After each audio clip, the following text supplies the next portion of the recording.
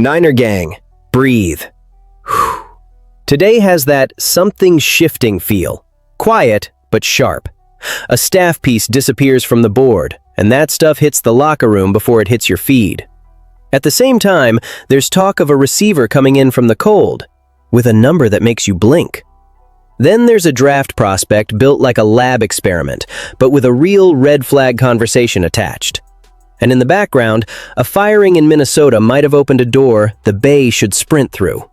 If you're here for it, hit like, make sure you're subscribed, and drop your take as we go, because you're going to have an opinion on this. This didn't start with a tweet or a press conference. It started with a detail. One name that just wasn't there anymore. And when that happens inside an NFL building, it's rarely random. It's a signal. Silence talks in this league, especially when it touches the side of the ball that decides close games. Third down, ball in the air, eyes up. And someone who's been around since the beginning is suddenly off the board. It feels weird, right? Familiar. The kind of change you might not feel on a random Sunday, but you feel it when January gets tight. The faithful notices. The locker room notices. And the coaches know you can't keep acting like everything's fine when the numbers are basically yelling. This isn't about one busted coverage. It's about a pattern, a trend, a pass defense that became a weekly target. Zoom out for a second. The Niners defense had flashes, pressure, talent, moments.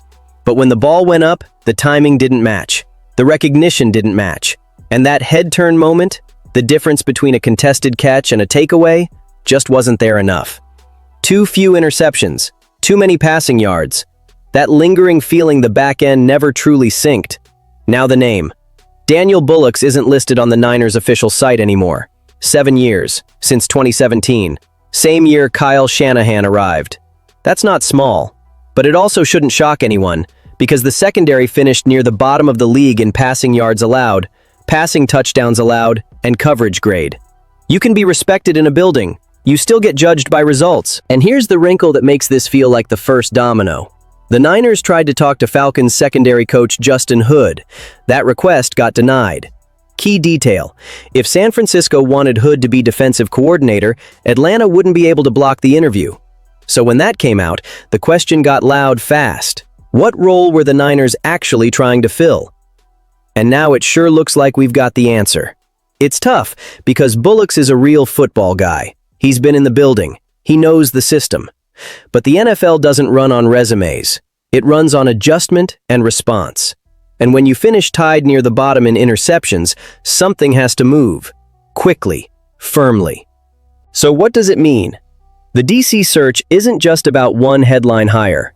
Whoever becomes the next defensive coordinator is going to bring movement, new teaching points, different emphasis, maybe different personnel preferences and coverage. That can sting short term. It can also be the course correction that keeps this defense from getting squeezed on every 3rd and long next season. And while the faithful argues whether it's cold or necessary, one thing's clear. San Francisco is taking a hard look at the pass defense. This feels like the first move, not the last. Now, while everyone's staring at the back end, there's something being floated on offense that fans have quietly been bracing for. The noise started far away. Cold weather, green and gold, but it traveled fast to the Bay. Because when one offense loses a piece, another can steal an identity. And this isn't about chasing a highlight name. It's about fit, role. The kind of receiver who might not win the internet every Sunday, but wins you 3rd down when the play breaks and the quarterback needs an answer. Before I even say the name, look at how fast this room could shift. The Niners' wide receiver group can change in a hurry. A room that looks deep today can look thin in a few weeks. And Brock Purdy, let's be honest, doesn't need one isolated superstar to function. He needs options, clean reads, trust throws. Somebody he can go to when the timing is tight and the window is basically a mailbox slot. And you see the same question everywhere. Who holds it down outside? Who plays that true X-receiver role? The guy lined up wide, fighting through physical coverage, doing the dirty work that creates space for everything else. Without that, the offense shrinks. Defenses squeeze the middle. The red zone turns into a grind.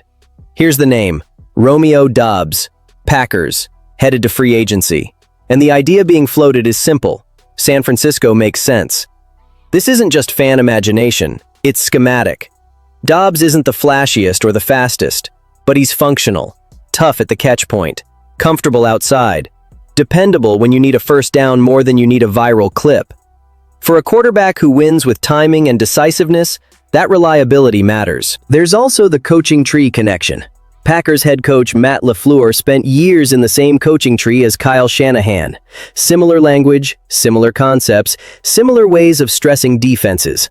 That's why Dobbs gets talked about as a clean fit. It wouldn't be a total reset. Now the money, because this is where the comments will catch fire. The projection being floated, 4 years, $48 million, about $12 million a year. Not pocket change, it makes you pause. Then you look at cap space, around $23 million, and remember what every NFL team does: restructure, shuffle, cut, create room. The Niners can make it work if they decide it's a priority, and it might become one with what's swirling around the room. Juwan Jennings could hit the market. Brandon Ayuk didn't play a snap this season, and the messaging around 2026 has been that he'll be elsewhere. So even if Jennings stays, adding a player like Dobbs still makes sense. Depth, competition, insurance, and a way to keep Purdy from having to be perfect on every dropback. Faithful is split. Some want the draft. Some want a bigger name. But through a Shanahan lens, it tracks.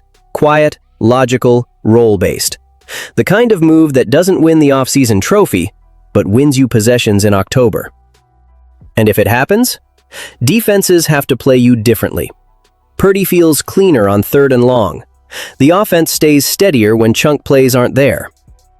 Now, as those offensive rumors float, draft season brings a different kind of conversation, one Niners fans know by heart. Defensive line. Again. Always. Clipboards out. Film paused. Coffee cold. And the obsession returns. Pass rush. In San Francisco, it isn't a luxury. It's identity. Pressure changes games. Pressure changes January.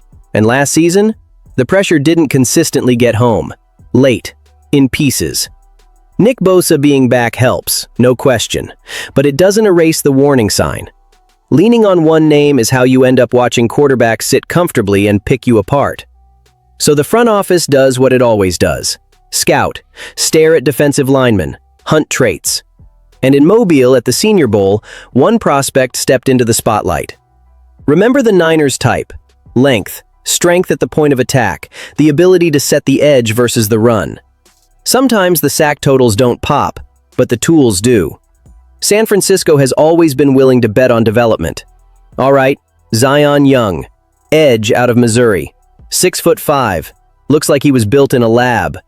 And John Lynch was on hand watching those practices. The appeal is clear. Frame, arm length, extension, the ability to reset the line, especially against tight ends.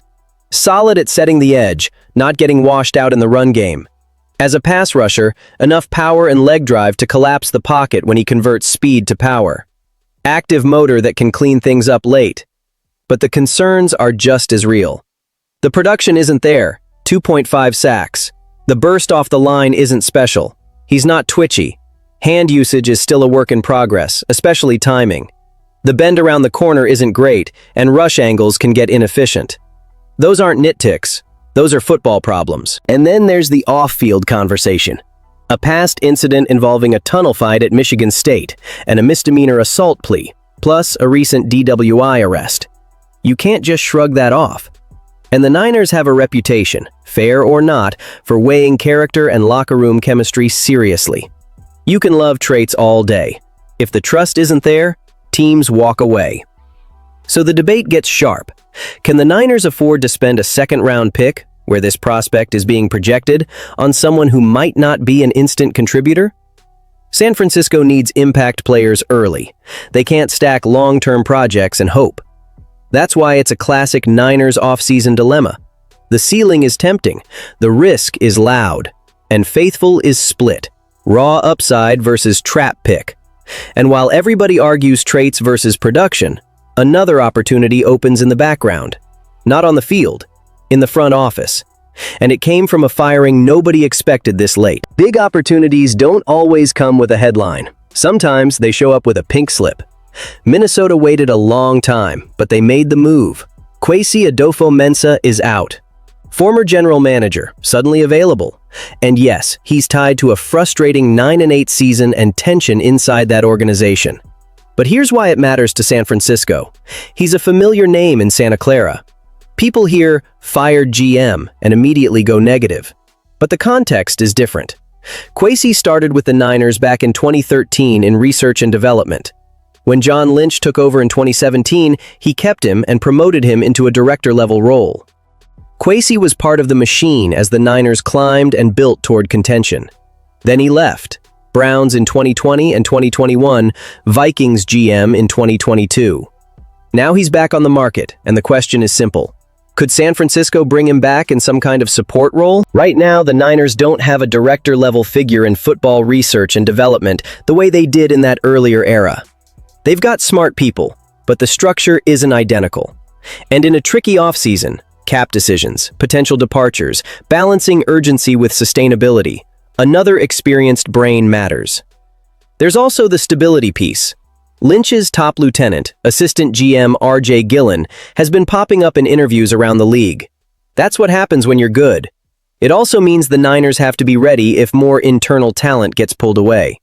So a reunion with Kwesi wouldn't be about handing him the keys, it'd be about strengthening the foundation, supporting Lynch, sharpening decision-making, adding someone who knows the building and understands the Shanahan-Lynch way of doing things. Nothing is confirmed here. No announcement. No, it's happening. Just the reality that a qualified, familiar executive is suddenly available. And San Francisco has a history of bringing smart football minds into the ecosystem when the fit is right. And if something like this did happen, it wouldn't win a Sunday headline. But it could influence April. It could influence March. And those decisions, draft picks, contracts, roster structure, shape what your playoff run looks like months later. So stack it all up. Staff changes on defense, a possible receiver addition for Purdy, a high upside but complicated edge target in the draft, and a potential front office reunion.